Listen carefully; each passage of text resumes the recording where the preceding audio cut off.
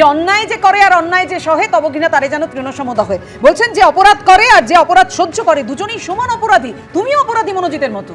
এইটা যদি প্রিয়দর্শিনী দি বলে থাকে, মানে রিকুদি যদি এটা বলে থাকে, আমি তৃণমূল কংগ্রেস যেহেতু করতাম, তৃণমূল ছাত্র পরিষদ করতাম, আমি অপরাধী। সেই অপরাধে যদি বলা হয় আমি অপরাধী, কারণ আমি এই দায়, আজকে মনোজিৎ মিশ্রের দায় আমিও এড়িয়ে যেতে পারি না।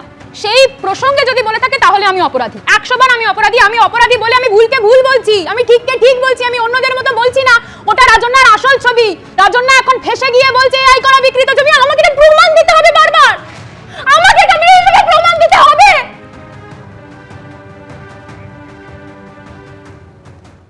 তোকে জানাননি কেন যে দেখুন আমরা মহিলা হয়ে আমাদের আশেপাশের জগতে বুঝতে পারি যে আমরা কাদের কাছে সুরক্ষিত মনে করছি, কাদের কাছে করি না। এই সিক্স সেন্স মহিলাদের মধ্যে থাকে, তো সেটা রাজন্যার মধ্যেও ছিল। তো তার যদি মনে হয়েছিল যে এত মনোজিৎ মিশ্রা আমাদের দলে, তিনি চিহ্নিত করেননি কেন তিনি তাদেরকে নিয়ে কমপ্লেন জানাননি কেন? এবং আজকে যখন এরম একটা সিচুয়েশন হয়েছে এবং আমরা প্রত্যেকেই নির্যাতিতার পাশে দাঁড়ানোর চেষ্টা করছি, সেই জায়গা থেকে দাঁড়িয়ে এখন তো সময় নয় যে আমরা সবকিছু ছেড়ে রাজন্যার পাশে দাঁড়াই। রাজন্যা কেন এই ন্যারেটিভটাকে নিজের ওপর নিয়ে নিচ্ছে, আর আমরা কোথাও গিয়ে নির্যাতিতার সাথে যে অপরাধ হয়েছে সেটাকে কম প্রাধান্য দিচ্ছি, এইটা হওয়াটা আমার মনে হয় উচিত না।